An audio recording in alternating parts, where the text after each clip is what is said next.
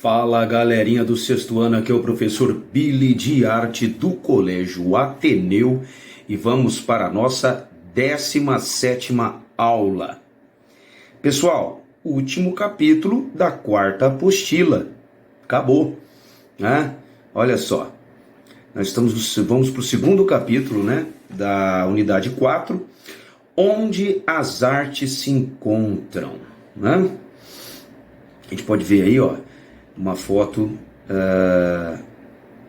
de um espetáculo cenografado por Jean Bartosek, chamado Futura, e apresentado pela companhia Edwin Dances, da cidade de Chicago, nos Estados Unidos. Essa foto é de 2018, porque nós vamos falar sobre a performance como expressão. A performance, que é um tipo de arte contemporânea, tá bom?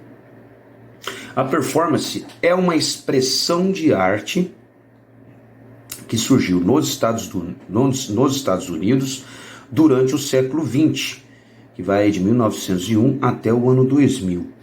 Ela é resultante da síntese, do resumo de características de outras linguagens, de outros tipos de artes, como o teatro, a dança, a música e a poesia, compondo uma fusão de vários elementos e linguagens em uma mesma obra. A performance surge como um movimento a partir dos anos de 1970, quando o artista sueco Claes Oldenburg usa esse termo pela primeira vez. A gente pode ver uma foto aí do artista Claes Oldenburg ao lado de uma obra, tá? Essa foto aí é na cidade de Amsterdã, lá nos Países Baixos, ali na região da Holanda, em 1970. Bom, lembrando que a performance tem a mesma característica praticamente da instalação contemporânea. A única diferença é que a performance, o artista tem que desenvolver a obra ali, ele desenvolver. O corpo humano é suporte da arte, né?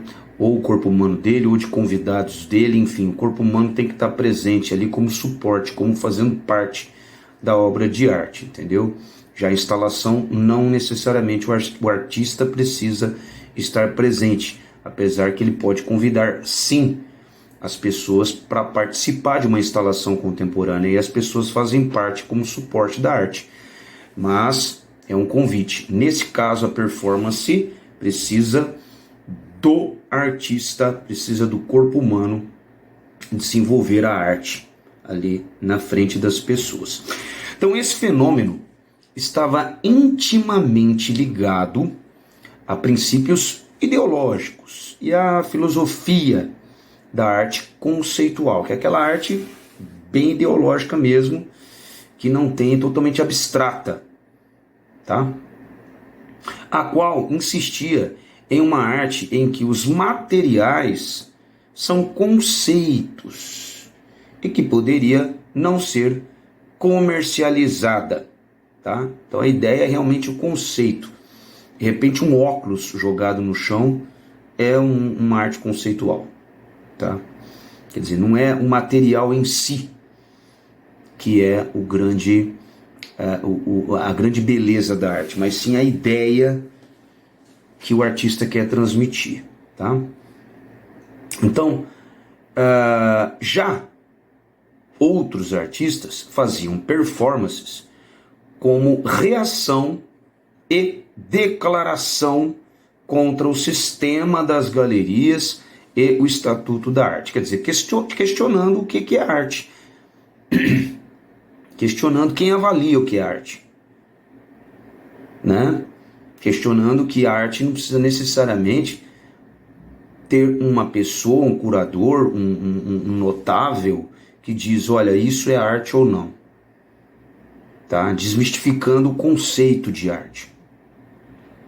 Então a performance é uma manifestação mais individual do que coletiva. Geralmente é uma pessoa só que faz ou poucas pessoas, tá? O artista performático apresenta a sua forma de ver o mundo, tá? Assim como a pintura, a performance necessita de um espaço mais individual, o local ali onde vai se apresentar. Geralmente tem a ver com a ideia performática. O performer cria e desenvolve sua performance como uma pintura tridimensional. Tá? Então, só que ele está fazendo parte dessa pintura. Tá? Ele está no quadro. Tá ok? A gente pode ver aí, ó, uma performance chamada Cut Piece, da artista Yoko Ono, que foi casada com John Lennon. John Lennon foi um dos integrantes, o que criou, né, a banda Beatles, que é a banda de rock, uma das mais famosas aí da década de 60, com participação do seu filho Sean Lennon, que é o filho do John Lennon, né, e junto com a Yoko Ono. Essa foto aí foi feita em Paris, na capital da França, em 2003. Observe que ele está segurando ali, né, uma tesoura, a mãe olhando para ele segurando na cadeira. Quer dizer, bem abstrato. Elementos da performance. Como todo procedimento artístico, a performance é composta por elementos. Então, estes são. Antes da gente ver quais elementos, dá uma olhadinha nessa foto aí, ó, que é outra performance.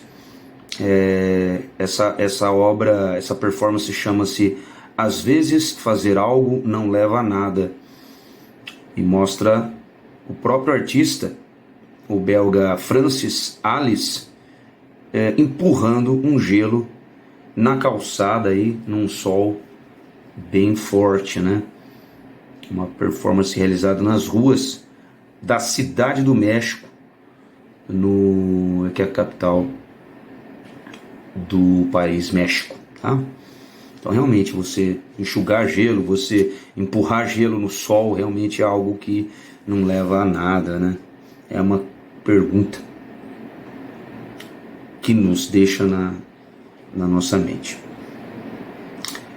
Lembrando que as apresentações de performance se repetem mais vezes, tá? Isso implica maior estetização. O improviso tem menor chance de acontecer, pois existe maior marcação de início, meio e fim, aproximando-se do teatro, que realmente parece uma apresentação artística, teatral. Parece uma apresentação, lógico que é artística, mas parece uma apresentação teatral. Não deixa de ser, tá? Mas é algo bem rápido ali, bem instantâneo, não precisa de aviso prévio, pode acontecer em qualquer lugar, tá? Então, e esse elemento de repetição implica menos improvisação, o que significa que existe um processo de dramaturgia, mesmo quando o objetivo não é esse. Às vezes o objetivo não é a própria dramaturgia, não é realmente o teatro em si, né? Porque de repente o artista que está ali nem é ator, né? Ele está apenas fazendo parte da performance, né? Mas não é um ator. A intenção não é, apesar de ter sim às vezes uma interpretação, mas não é esse o foco principal, e sim a mensagem transmitida, tá?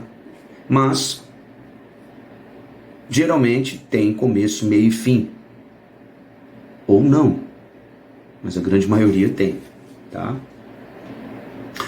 O corpo. Então o corpo é o elemento, talvez o principal da performance, tá?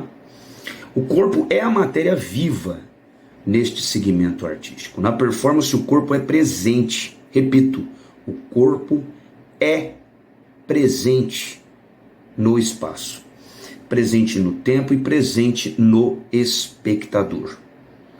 O artista passa a ser sujeito e objeto de sua obra. Quer dizer, ele cria e também é a própria obra.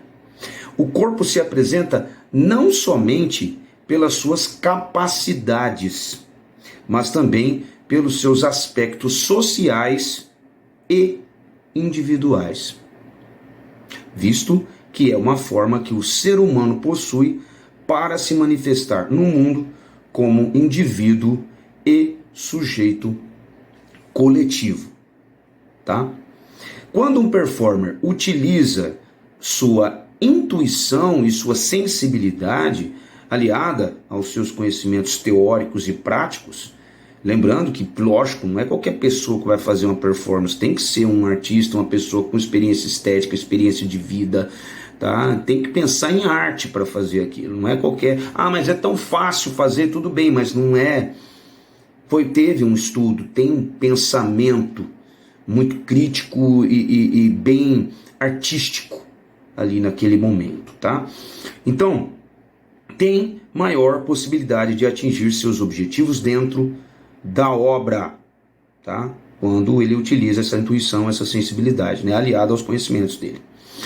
Então, nem sempre o artista que cria a performance é o que vai atuar durante a apresentação. Aquilo que eu falei, ele pode convidar algumas pessoas que não são artistas, de repente, tá?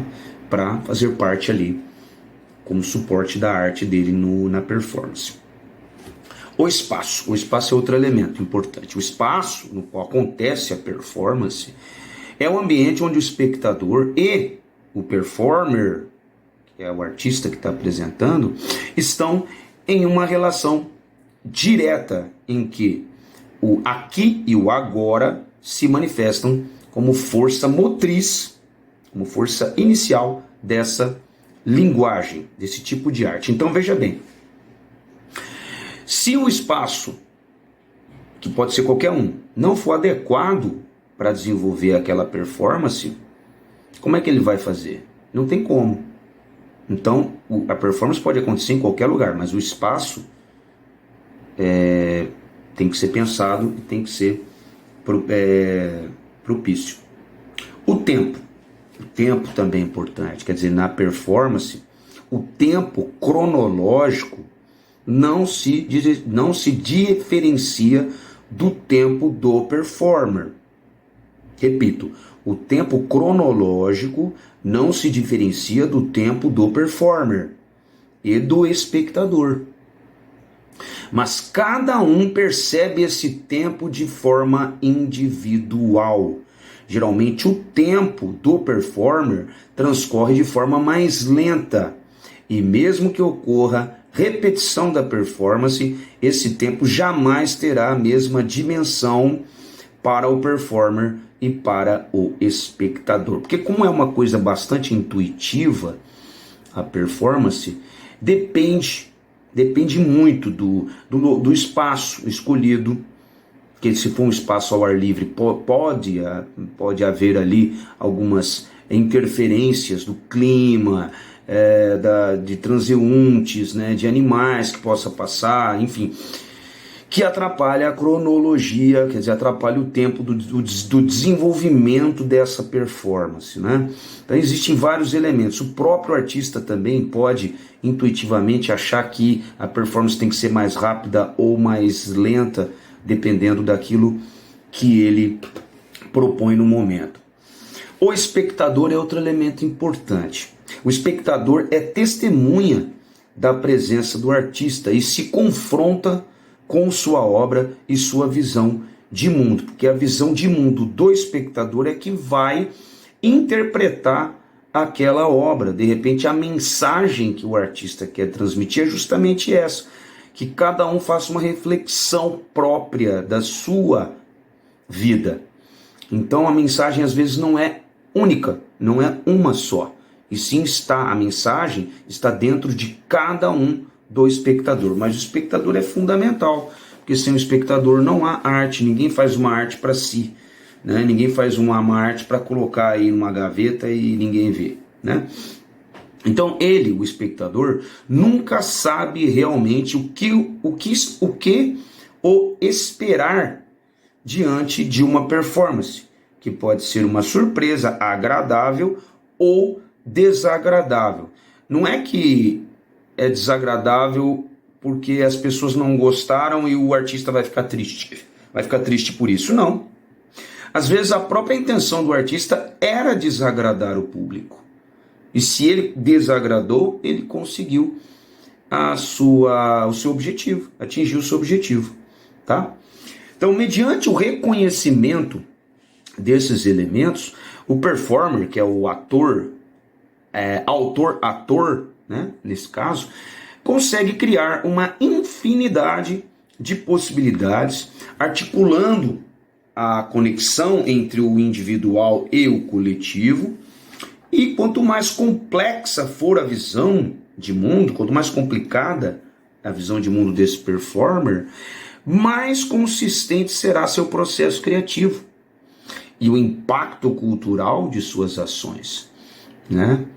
Porque é realmente uma arte contemporânea dos dias de hoje, né? E que realmente tem sempre uma mensagem implícita, tá? Bom, agora vamos falar sobre a performance como movimento artístico. A Bauhaus, que foi uma escola alemã em que era incentivada a fusão das artes, por meio de seu fundador, o arquiteto Walter Gropius, e do pintor Oskar Schlemmer, entre outros, a Bauhaus foi a primeira instituição de arte a organizar workshops de performance. Era uma escola bem voltada mais para arquitetura, né? Mas tinha desenvolvimento de outros tipos de linguagens. Por exemplo, a gente pode ver aí essa foto do figurino criado por Oskar Schlemmer na cidade de Berlim, capital da Alemanha. Isso aí, 1926. A escola de Bauhaus foi fechada pelo governo nazista e alguns de seus professores, fugindo da perseguição e da Segunda Guerra Mundial, né, onde Hitler realmente dominou o cenário na época, os artistas se mudaram para os Estados Unidos. Assim, a corrente precursora da arte, da performance, não acabou. Nos Estados Unidos, podemos citar a figura importante de John Cage. O John Cage fazia experimentos com ruídos e sons cotidianos. Lembrando que ruído é um som desagradável, mas nesse caso, ele pegava o som desagradável e tornava-o um elemento artístico. No início dos anos 1950, Cage promoveu um evento em que uniu teatro, poesia, pintura, dança e música. Sua intenção era conservar a individualidade de cada linguagem e, ao mesmo tempo, criar outra linguagem, né? Criar outro tipo de arte, preservando as individualidades de cada tipo. A apresentação não teve ensaios e cada artista recebeu uma partitura, onde escreve música, né? Indicando os momentos de ação: quietude e silêncio. Então a peça, denominada Untitled Event, quer dizer, evento sem título, sem nome, né? Foi uma mistura de diferentes ações e ficou conhecida como geradora da diversificada produção artística dos anos de 1960 e 70. Aí a gente pode ver uma foto do compositor e escritor norte-americano John Cage, que ele insere moedas, pregos e parafusos entre as cordas de um piano de cauda em 1960. 49. Para vocês verem, quer dizer, como é totalmente instintiva a performance, não precisa de ensaio. De repente não precisa de ensaio, apesar de ter sim uma programação. E não necessariamente tem uma cronologia, um tempo, ou não tem assim um começo, meio e fim exato, tá? Mas tem sim uma cronologia, tem uma ideia que precisa ser desenvolvida. Bom, alguns artistas fazem do seu trabalho em pintura uma ação de performance. Quer dizer, a performance gera a pintura. Como podemos ver no trabalho do norte-americano Jackson Pollock. O artista realiza uma pintura performática em que seu corpo e sua obra plástica, que é o quadro, se fundem em uma só ação. Então não é somente esse quadro aí que vocês estão vendo, que chama One, Number 31, de Jackson Pollock, feito em 1950. O ato de fazer também faz parte desse quadro, desse processo todo, tá? Do desenvolvimento, onde se resultou nesse quadro. Então todos esses movimentos e pensamentos têm na performance um apelo à experimentação. Assim, vários artistas buscam, por meio de fundir a arte, a própria vida. Tem muito isso, o artista expõe muito ali o que ele passou, o que ele sente, o que ele viveu, né? Lígia Pape foi uma dessas artistas. A artista brasileira Lígia Pape foi uma das fundadoras do neoconcretismo, quer dizer, o novo concreto, né? O novo concretismo, que foi um movimento artístico. Foi um movimento que defendia a experimentação artística. O experimentar era o mais importante, e uma aproximação entre a obra e o público, como a gente pode ver nessa obra aí, ó, chamada Divisor, de Lígia Pape, em que ela convidava as pessoas a colocar a cabeça nesse grande pano aí e sair andando aí por vários locais, pode dar até na rua. Agora você imagina, quem que vai guiar? Porque se um for para a direita, o outro for para a esquerda, vai rasgar o pano. Então eles têm que se comunicar, eles têm que se entender para poder caminhar com esse pano imenso aí, né, sem rasgá-lo. Então, praticamente dizendo aí que nós estamos conectados de alguma maneira e a gente precisa dialogar. Enfim, aí tem várias interpretações dessa obra, tá? O Divisor, que é essa obra, foi realizada pela primeira vez em 1967 com um grupo de crianças da comunidade da Cabeça do Rio de Janeiro. Na performance, cerca de 100 pessoas preencheram um tecido de 30 por 30 metros, colocando a cabeça nas aberturas existentes. A performance era uma crítica à falta de liberdade de ir e vir das pessoas. Hoje, 2022, né? Nós estamos em 2022.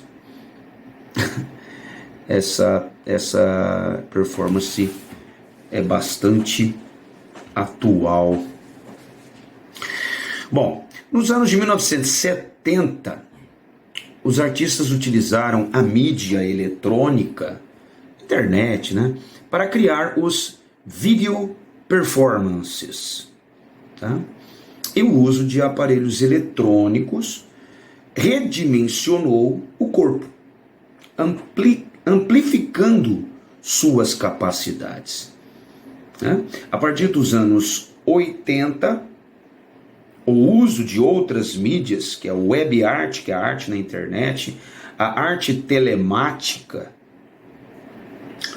a net art, enfim, começou a impor novas dinâmicas na arte da performance. Essa nova maneira afeta alguns conceitos, como os de espaço, e de presença do performer, pois passa a ser mediado por novos recursos tecnológicos. Bom, no início, nos anos 70, era a televisão, né, que era explorado. A televisão surgiu na década de 60, então nos anos 70 foi, no início de 60 também, foi utilizada a TV para para criar ali algumas linguagens artísticas. Depois, na década de 80, aí que veio a internet propriamente, né?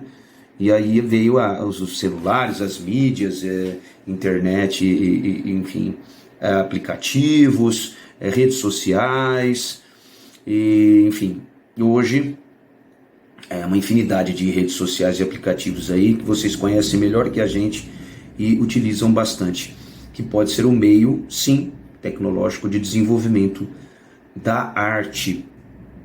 Tá ok? Bom, agora vamos falar um pouquinho do cinema. O cinema brasileiro. Bom, aí a gente tá vendo aí o Cine Marabá, uma antiga sala de cinema da cidade de São Paulo. Essa foto é de 1946. Tá? Bom, desde muito tempo, as imagens em movimento exerceram fascínio nos seres humanos.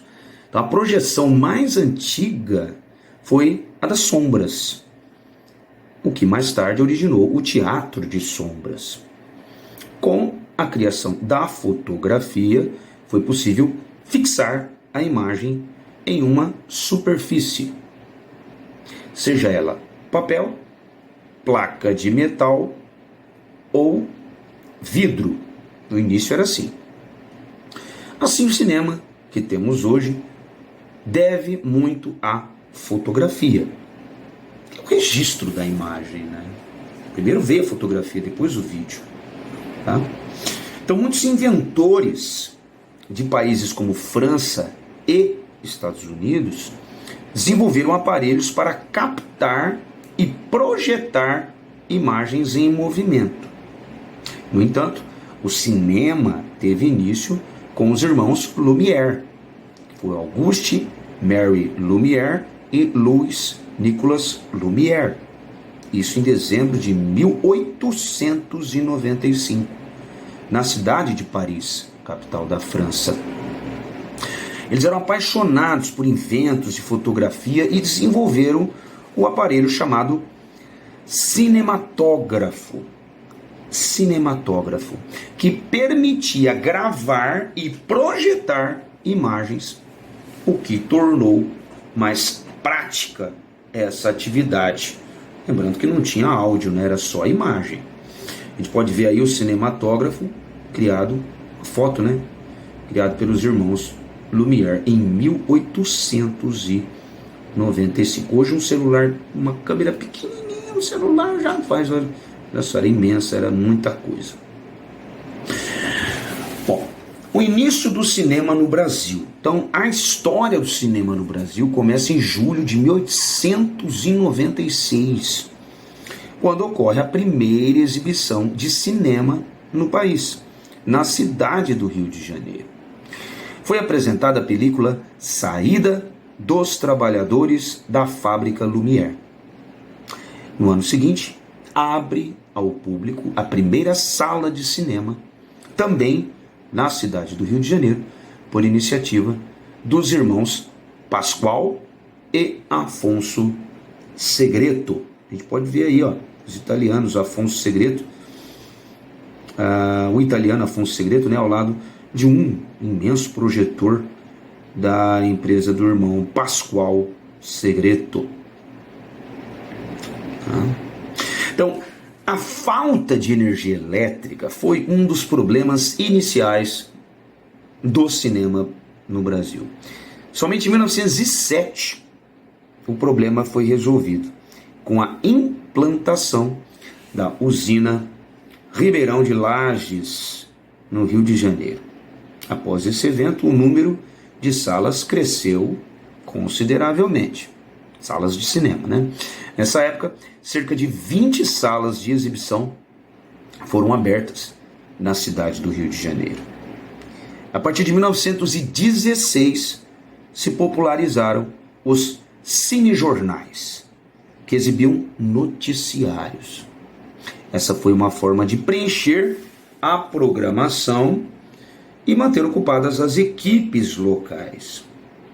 Foi assim que surgiram as chamadas cavações, que são pautas encomendadas por indústrias para promover sua imagem institucional. Essas são as propagandas. Também houve casos em que famílias ricas encomendavam a filmagem de casamentos e batizados e passavam, sim, nos intervalos dos cinemas, né? Então, no meio do filme tinha ali propagandas que eram esse tipo de coisa que passava. A era dos grandes estúdios. Então, o cinema expande-se para outras capitais, né? Não só o Rio de Janeiro, isso em 1920. Assim, a cidade de Recife teve cinema, Porto Alegre, Belo Horizonte passaram também a ter salas de cinema. Então, o sucesso resulta na publicação de revistas especializadas, visto que o interesse pelo cinema cresce a cada dia. Em 1930 é criado o Cinédia, foi o primeiro estúdio brasileiro profissionalizando a maneira como os filmes brasileiros são gravados. A inovação tecnológica permitiu a inserção de sons nos filmes, visto que antes eles eram mudos, famosos cinemas mudos, né? O Charles Chaplin, por exemplo, foi um grande representante do cinema mudo, Charles Chaplin. Bom, a cantora e atriz Carmen Miranda teve lugar nos primeiros filmes sonoros lançados nos anos de 1930. Ela participou de 5 musicais carnavalescos nesse período, como Alô, Alô Brasil, em 1935, e Alô, Alô Carnaval, em 1936. Em 1939, no filme Banana da Terra, dirigido por Rui Costa, Miranda surgiu pela primeira vez caracterizada de baiana, personagem que a lançou internacionalmente. Na década de 1940, são criados outros centros cinematográficos. A Atlântida Cinematográfica, fundada em 1941, se tornou a produtora de cinema mais bem-sucedida do Brasil na época. Em 1949, foi criado outro grande estúdio, o Vera Cruz. A companhia investiu em histórias mais aprimoradas, como O Cangaceiro, de Lima Barreto, lançado em 1953. Prevaleceu nesse período o empenho de manter uma indústria cinematográfica nos moldes de Hollywood. Tal empenho não vingou por causa do alto custo das produções, o que levou a Vera Cruz à falência, comprometendo o ritmo de lançamentos de outros estúdios também. Aí tá a foto da Carmen Miranda. Essa foto é de 1943. Bom, a Carmen Miranda nasceu em Portugal, tá? Mas veio para o Brasil no seu primeiro ano de vida. Aos 15 anos, ela começou a trabalhar em uma chapelaria, onde aprendeu sobre moda e costura. A própria artista produzia os seus figurinos. Na comédia musical Banana da Terra, né? A Carmen Miranda fez sucesso, caracterizada de baiana, que é a personagem que interpretou até o final da sua vida. E lembrando que a Carmen Miranda é a atriz, é a única atriz brasileira, aliás, é o único artista brasileiro até hoje a ter o seu nome na famosa Calçada da Fama, tá? Em Hollywood. Lembra aquela estrelinha que tem o nome dos artistas, os grandes artistas mundiais? Do Brasil, só tem lá na Calçada da Fama o nome da Carmen Miranda. a gente vê uma cena do filme O Cangaceiro, de Lima Barreto, essa foto de 1953. Bom, o chamado cinema novo, que foi um movimento criado depois da derrocada dos grandes estúdios, né, buscou se afastar dos padrões hollywoodianos, né, para criar uma estética genuinamente brasileira, que não dava para competir, vamos ser honestos. Esse movimento ganhou grande relevância a partir da década de 1960. Em 1962, por exemplo, O Pagador de Promessas, o nome desse filme, de Anselmo Duarte, foi o primeiro filme brasileiro a concorrer ao Oscar. O cineasta Glauber Rocha foi o grande nome do cinema novo, em que abordou diversas mudanças políticas e sociais. Em Terra em Transe, de 1967, os comentários políticos dão a tônica da obra, sendo uma das principais características desse movimento. Em 2001, após longos anos de crise cinematográfica, né, inaugura-se o movimento do cinema da retomada, que também explora os temas sociais. A retomada implicou uma mudança de formação dos filmes. Anteriormente, eram usados negativos vindos de fora do país, o que acarretava um alto custo às produções. A maior parte do orçamento do filme era destinada à compra dessa película. Com a digitalização, que passou a ser usada na década de 90, a qualidade das produções melhorou. Novos equipamentos colocaram o cinema brasileiro em condições de produzir filmes no mesmo nível de outras cinematográficas, de países com tradição na área.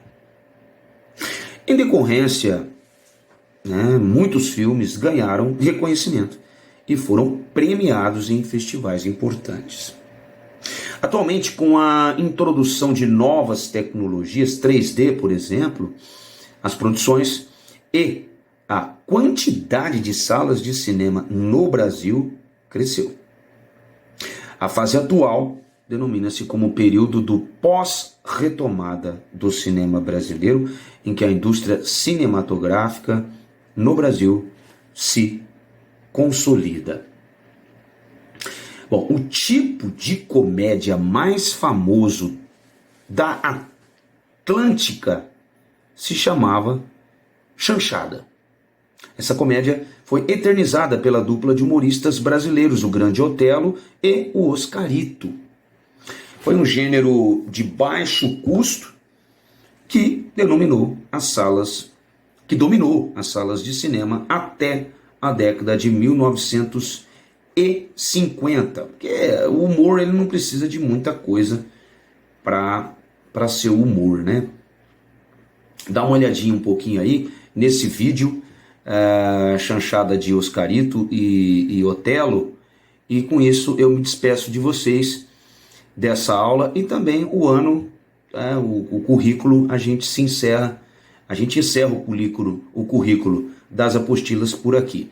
Agradeço imensamente esse ano todo junto com vocês, obrigado pela atenção, pelo carinho, e até o ano que vem, se Deus quiser, vocês estarão conosco aí no 7º ano e estando aí novamente juntos e estudando bastante. Um beijo, fiquem com Deus. Valeu, tchau, tchau.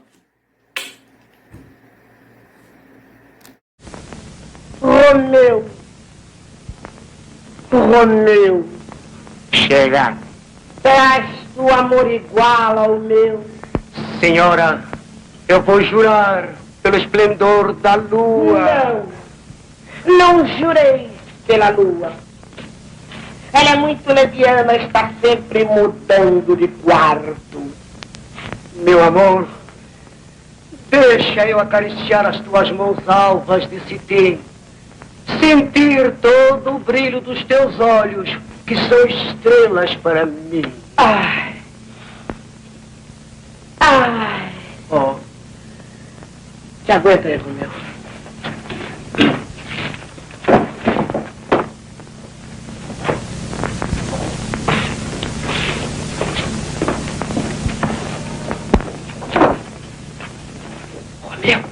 Romeu!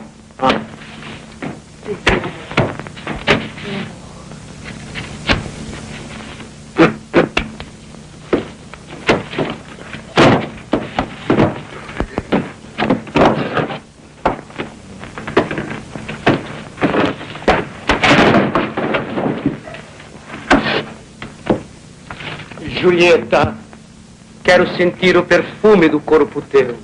Perfume que extasia e tonteia este Romeu. Quero beijar a polpa virginal dos lábios teus, para que sintas a rubra flor dos lábios meus. Corpo e alma entregues a esta aventura louca. Julieta, oh Julieta, como é? Tu aí nessa boca? Oh, Romeu, a máscara noturna esconde a minha face e tu não podes ver o meu pudor de donzela. Meu amor, minha amada, por que és tão bela? Romeu, ouço passos lá dentro.